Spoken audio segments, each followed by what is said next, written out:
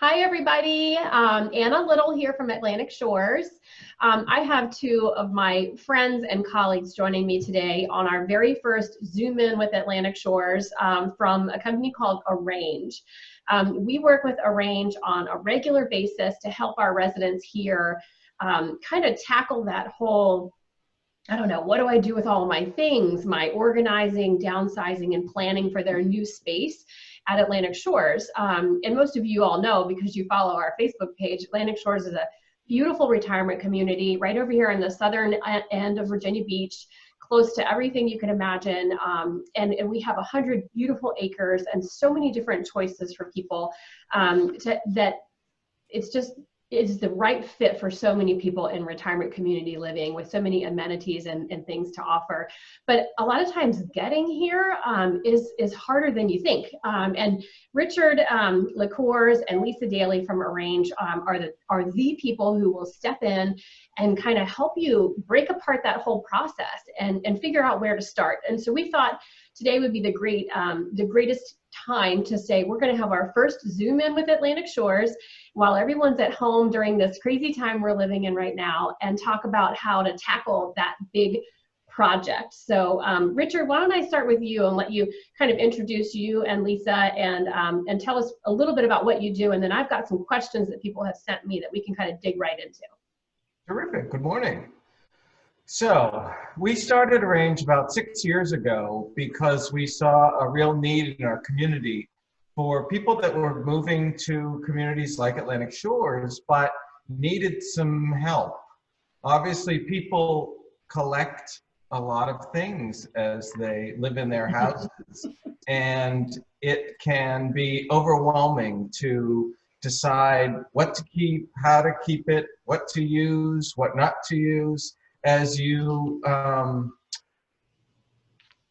ponder living in a little bit less space. So that's why we started the company, and we've had a great time and some wonderful clients over the past 6 years. So we feel like we've learned a little bit over the past several years. So hopefully we can help people that may be, I don't want to say stuck at home, but homebound for the moment. For a little while. As they decide to make use of some of this time that they have at home. You know what, Lisa, I'm going to tell people about how we kind of first met. It was a networking event. I sat at a table with people I'd never met, and Lisa was one of those people. So we chatted for a while. I thought she was super cute with those little glasses and that sassy hair. And then, so fast forward like 5 months later, and I have a prospect who is moving to Atlantic Shores, and I see her walking in the door, and there's Pat, and I run up there, and I go to hug her, and I'm like, who's this person with her? Is that her daughter coming in to like get involved? Which happens all the time. And but come to find out it was Lisa. She goes, no, Lisa's going to help me get this done. And so she was telling me about how she kind of just sat back and got to say, Lisa, I want to do this, or I want to move that, or I really want to keep this, or I don't want to keep that. And she just does it all for me. So Lisa, tell us a little bit about you.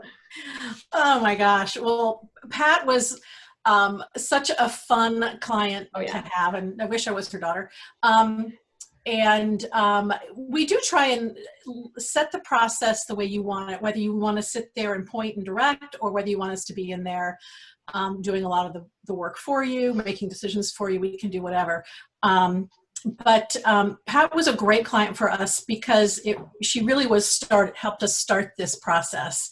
And we learned a lot from her. We both have a big retail background, working in big stores and knowing how to work big projects. So even if you think your project might be too big, it's not. It's doable, and we can help you.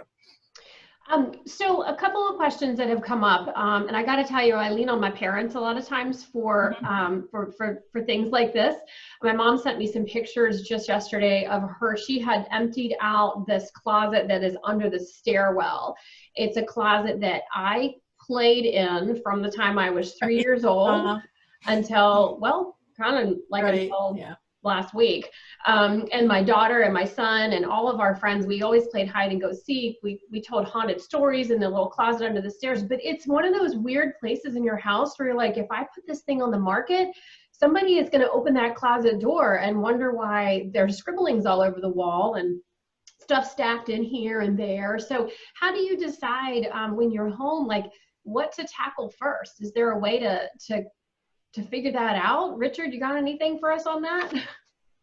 Yes, and everything, especially a project that seems overwhelming, is best with a plan. And we really recommend people make a list of all the different areas that exist in their house, and then take that list to a calendar.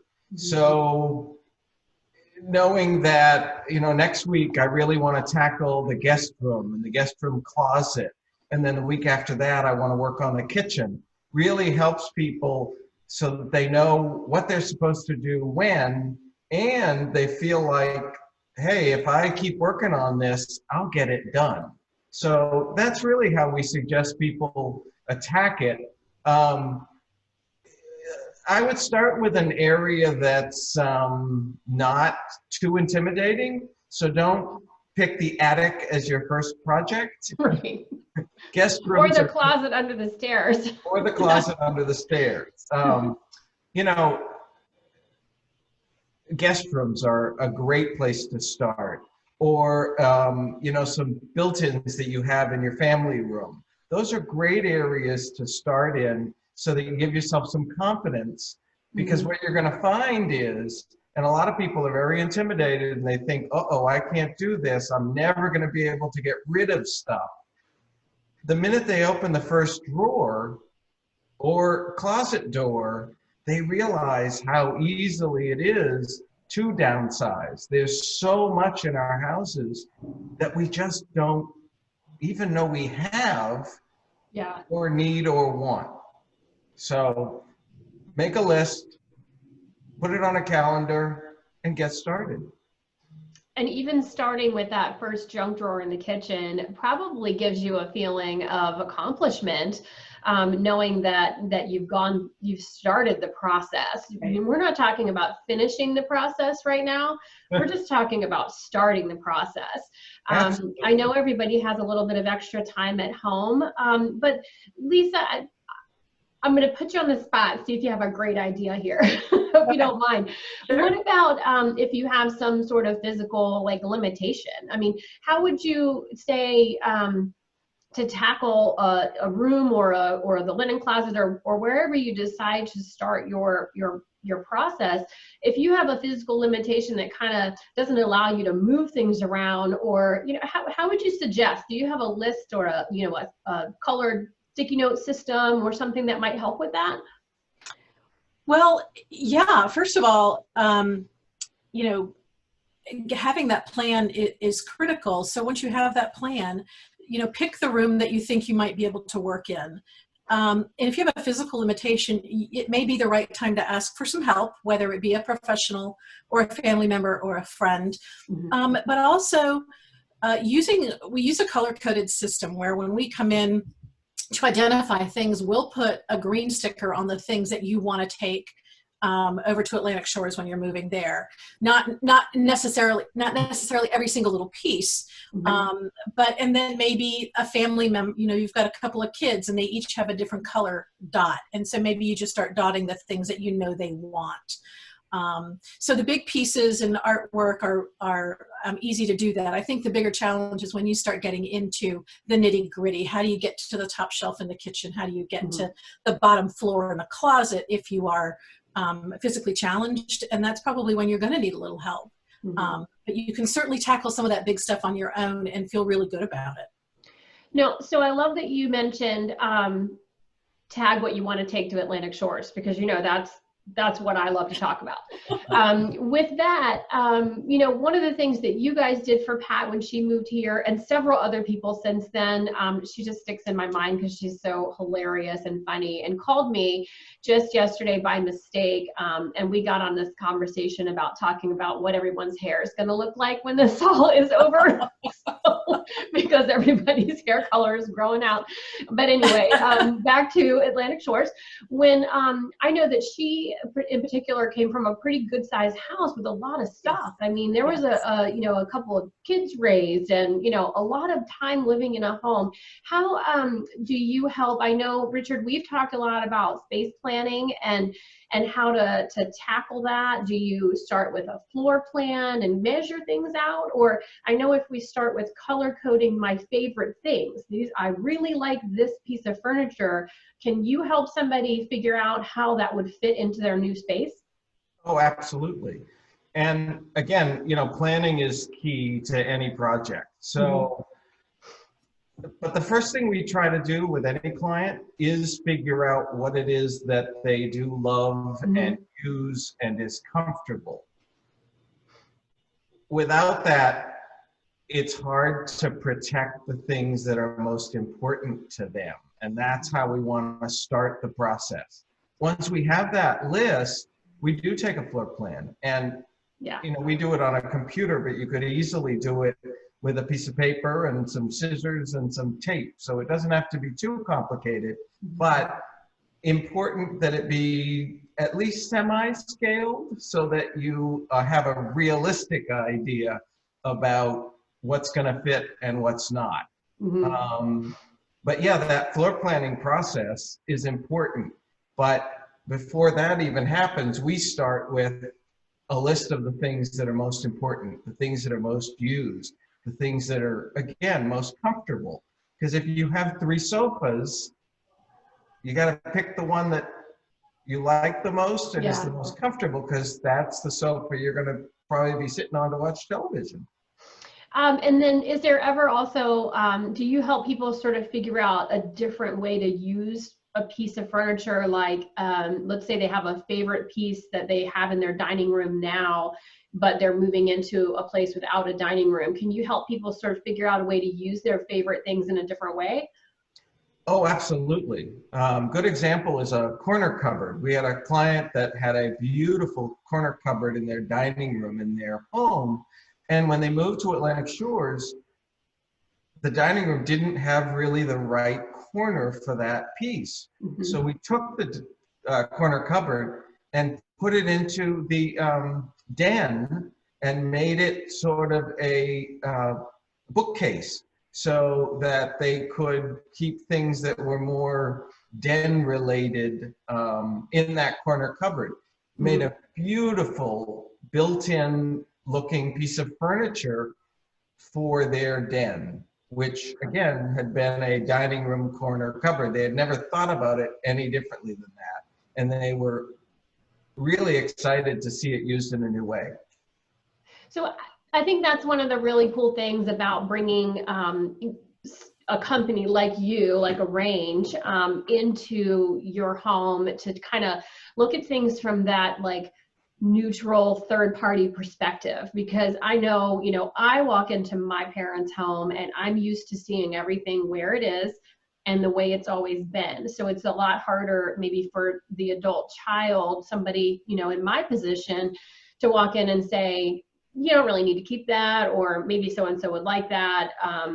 Or maybe you could use this in a different room. It's hard for me as an adult child, or I think I'm an adult anyway, to go in and say something about because I'm so familiar with the surroundings. So I think that I've seen this work out for other people to invite Lisa and Richard in to their home to kind of look at it from that neutral point of view, with a plan also, which is really great. So, so I have down here, I was taking some notes, that maybe if you're at home right now during this, we won't talk about it, but we're home for a few weeks here, maybe a couple of months even, to maybe go from room to room and put on a calendar couple of days set aside for your kitchen, a couple of days set aside for your laundry area or the guest room. And then within that, kind of get yourself a plan for tackle the junk drawer, tackle the pantry, and then maybe also do a day where you can color code your favorite things. How then, Lisa, maybe you can tell us how your process would start once people are really back to face-to-face visits and you're able to get into someone's home and help them. What's the best way for someone to reach out to you to get this process started if they need your help? How how best to reach out to us? Yeah, and then what do you do? Like Yeah. when you meet a client, what's your process? How does that work for Arange? Sure. Well, obviously, give us a call anytime. We can even talk you through the phone if you want to get started now, but you're not sure how. We'll be happy to talk to you on the phone. But the first thing you want to do is, after you've got your plan, like Richard stated, choose that small space, like a guest bathroom or a guest room closet where there's not a lot of stuff, and bring with you a couple of things. You want something that you can put in things that you're going to donate to, and then you're going to want a bag for trash, because trust me, you'll find a lot of trash, things that you just do. And then, making a decision if you're going to be keeping things to sell them or if you're just going to be donating everything. So you'll have a couple of piles. And then also, as you go through that bathroom or that closet, you're going to find things that don't belong there. You're in the guest bathroom and all of a sudden you find this missing coffee cup that you've been looking for months when your kids were there a few months ago and got left up there somehow. So just put it to the side, because you'll probably find other things. And then what you don't want to do is leave the area. You don't want to run down to the kitchen to deliver that mug that you've been missing and you're so excited to find it.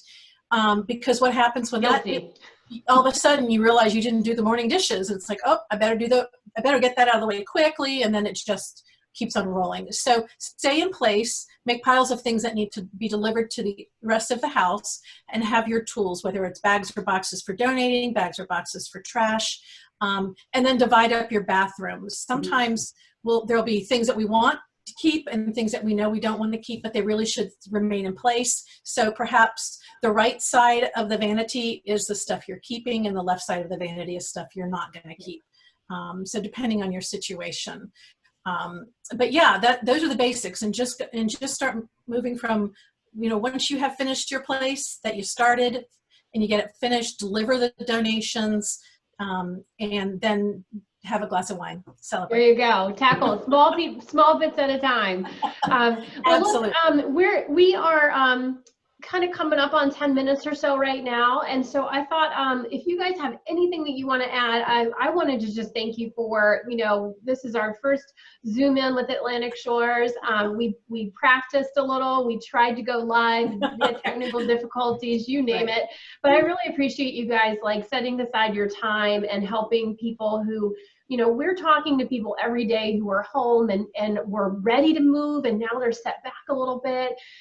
Or maybe they hadn't decided it's time to come to a retirement community, and this might move their timeline forward. So I just really appreciate you guys helping me reach out to some people, and maybe to help them make the next step, which doesn't mean you have to have a U-Haul in your front yard tomorrow. It means that making the next step could really just be tackling one of the things we talked about today. So if you guys want to add anything, feel free. And then I will be posting this on YouTube and Facebook, and I'll make sure everyone's contact information is there.